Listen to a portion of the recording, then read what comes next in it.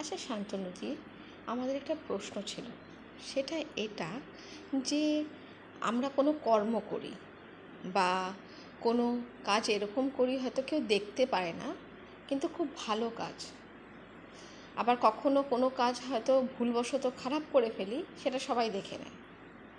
তখন আমরা বলি যে আমার সাথেই এরকম কেন? ভালোটা তো কেউ দেখতে পায় না, খারাপটা সবাই দেখতে পায়। তো সেই ক্ষেত্রে ভগবানের খাতায় কি সেটা জমা হচ্ছে? ভগবানের ক্যামেরাতে কি আমার ভালোটা বা আমার খারাপটা সে দেখতে পাচ্ছে, আর সেই হিসাবে কি আমরা ফল পাই? সেই বিষয়ে আপনি কি বলবেন? হ্যাঁ, এটা ঠিক কথা কি আমরা আজকাল দেখে থাকি কি বেশিরভাগ ক্ষেত্রেই কি যে কোনো কাজ করতে গেলে পারে সেটা কতটা পপুলার হচ্ছে বা সবাই সেটা দেখছে কি না। তো দিখাওয়া আজকাল একটু বেশি হয়ে গেছে সব ব্যাপারেই। কি আমি একটা ছোট কাউকে কিছু যদি ডোনেটও করতে যাই, তো সেক্ষেত্রেও সেটা হাজারটা ক্যামেরার মাঝখানে গিয়ে দেখানো। হ্যাঁ, তো সেটা অ্যাকচুয়ালি আমি ভেতর থেকে ভালো কাজ করা টেন্ডেন্সি নিয়ে করছি কি করছি না সেটাও ডিপেন্ড করছে। তবে যে কখনো কোনো ভালো কাজ করে, তো সেটা কেউ দেখলো কি না দেখলো সেটা তার ক্ষেত্রে ইম্পর্টেন্ট না। কারণ কাউকে যদি কেউ ভালো করতে চায় সেটা সে এমনিও করতে পারে, সেটা দেখিয়ে লোককে দেখিয়ে জানি সেটা করার দরকার নেই।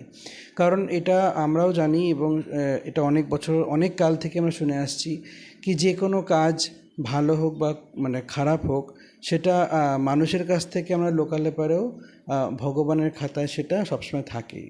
কারণ আমরা মানুষের থেকে লুকাবো, কিন্তু ভগবান তো আমাদের 24 ঘন্টা ওয়াচ করছে, আমরা কি করছি, কার সাথে কেমন ব্যবহার করছি না করছি সেটা সবই উনি দেখতে পাচ্ছে। তো এই জন্য আমাদের এটা ধ্যান রাখা উচিত যে যখনই আমরা কারোর কিছু ভালো করতে যাব বা করতে চাই, তো সেটা ভেতর থেকে হওয়া উচিত, দিখাওয়া করে না। কারণ দিখাওয়া করলে পরে সেটা আমার নিজের গ্র্যাটিটিউড জানানোর জন্য আমি জানালাম যে হ্যাঁ আমি এই ভালো কাজটা করছি, সবাই সেটা বুঝছে বা দেখছে, তাহলে আমার পপুলারিটি বেশি হচ্ছে। কিন্তু আলটিমেটলি আমি যার ভালো করতে চাচ্ছি তার সেটা ভালো হচ্ছে কি না সেটা আমি কিন্তু একবার দেখতে যাচ্ছি না। আমি এটা মানে দেখছি যে আমি ওটা ওনাকে ভালো করতে যাচ্ছি বা আমি এই জিনিসটা দিয়ে সবার মাঝখানে ভালো হতে চাচ্ছি। তো সেটা একটা দেখাওয়া জিনিস থেকে যায়, ভেতর থেকে ভালো হচ্ছে কিনা সেটা কেউ দেখছে না। তো ভিতর থেকে ভালো হওয়াটা বেশি ইম্পর্টেন্ট বাইরের থেকে দেখানোর থেকে। হ্যাঁ, তো যখন আমরা কোনো কাজ করি বা আমরা কোনো ব্যাপারে ইনভলভ হই, সেই সময় তো আমরা ভাবি যে সেটাই বেস্ট। আমি বেস্ট ভেবেই তো সেই কাজটা করি। তো সেইটা কোন ক্ষেত্রে ভুল হয় বা কোন ক্ষেত্রে ঠিক হয়, সেটা যদি আপনি একটু উদাহরণ দিয়ে বুঝিয়ে দেন, তবে আমাদের ভাই বোনদের বুঝতে খুব সুবিধা হবে।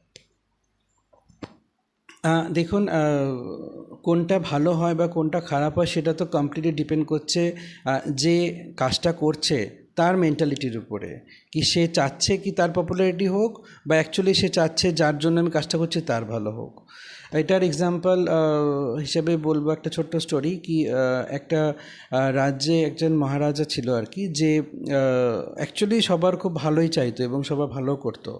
তো উনি কী করতো, মাঝে মাঝে নিজের বেশ বদল করে লুকিয়ে ওনার প্রজাদের এবং রাজ্যে কি হচ্ছে, তারা ডিসিপ্লিন অনুসারে সব কাজ করছে কি না, এবং তার কাজে বাকি সবাই রাজ্যবাসী খুশি কি না, সন্তুষ্ট কি না সেটা দেখার জন্য উনি মাঝে মাঝে বেশ বদল করে বেরোতেন। তো এরকমই একদিন উনি ওনার মানে যে মন্ত্রী আছে প্রধানমন্ত্রী, তাকে নিয়ে উনি বেরিয়েছিল বেশ বদল করে কি তার রাজ্যে সবাই ভালো আছে কিনা দেখার জন্য। তো ঘুরতে ঘুরতে উনি দেখলো কি বাজারের মধ্যে একজনের মানে শরীর মানে বডি পড়ে আছে, লাশ পড়ে আছে। তো তাকে কেউ নিয়ে তার বাড়িতে পৌঁছে দিচ্ছে না। তো আশেপাশে কয়েকটা যারা দোকানদার ছিল তাদেরকে জিজ্ঞাসা করলো যে এই যে এখানে এরকম পড়ে আছে, তাকে তার বাড়িতে ছেড়ে দিয়ে এসো।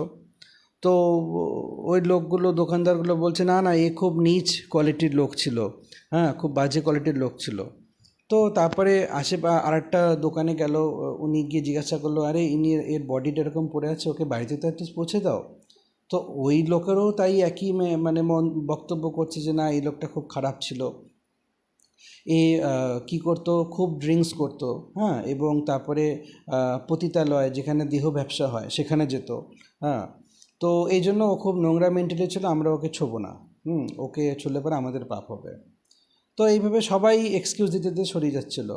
কিন্তু তখন রাজা ভিতরে ভিতরে ভাবলো কি এই লোকটা যতই খারাপ হোক, অ্যাকচুয়ালি তো আমার রাজ্যেরই বাসী না, তো আমি চাই না কি আমার রাজ্যের কেউ এরকম হোক। ও ভেতরে ভেতরে মন্ত্রীর সাথে এরকম আস্তে আস্তে কথা বললো, বলে ওরা দুজনে মিলে ওই বডিটাকে নিয়ে ওর বাড়ির অ্যাড্রেস খুঁজতে খুঁজতে নিয়ে পৌঁছেছে। পৌঁছানোর পরে ওর ওয়াইফ ওখানে ছিল, বাচ্চাও ছিল। তো ওর ওয়াইফকে বলল কি দেখুন আপনার স্বামীর বডি এরকম পড়েছিল, কেউ আনতে চাচ্ছিল না। তো তখন ওর ওয়াইফ বলল যে হ্যাঁ আমার স্বামীর মতো ভালো লোক একটাও নেই, এই জন্য ওকে এরকম, কিন্তু ওর ভালোটা কেউ জানতো না। তো তখন রাজা বলল সে কী কথা, আমি তো এতজনকে জিজ্ঞাসা করলাম, বাজারের প্রত্যেকটা লোকে বলল যে এ খুব বাজে মেন্টালিটি ছিল, খুব বাজে কাজ করতো, আপনি বলছেন খুব ভালো কাজ করতো। বললো যে হ্যাঁ ও ভালো কাজ এই জন্য করতো, আমি আপনাকে বলছি, কারণ ওর কাছে যখনই টাকা পয়সা জমে যেত একটু, তখনই ও ড্রিঙ্কসের দোকানে যেত, নিয়ে ড্রিঙ্কস কিনে নিয়ে আসতো আর এসে সব ড্রেনে ফেলে দিত খুলে। এবং আমি তখন ওকে বলতাম কি তুমি এত দাম দিয়ে জিনিসগুলো কিনে নিয়ে এসে কেন ফেলে দিচ্ছ? তো তখন ও আমাকে বলতো কি না আমার কাছে একটু টাকা বেশি ছিল, এই জন্য আমি ওই দোকান থেকে জিনিসটা কিনে এসে ফেলে দিলাম। এতে দোকানদারের তো লাভ হলো, প্লাস ওই টাকা দিয়ে যদি অন্য কেউ কিনতো এবং সে যেটা ড্রিঙ্কস করার পরে বাড়িতে যে অশান্তি ঝামেলা হতো সেটার থেকে বেঁচে যাবে। তো ওই জন্য ও কিছু কিছু লোকের এটা এইভাবে হেল্প করতো, কিন্তু সেটা দোকানদাররা জানতো না।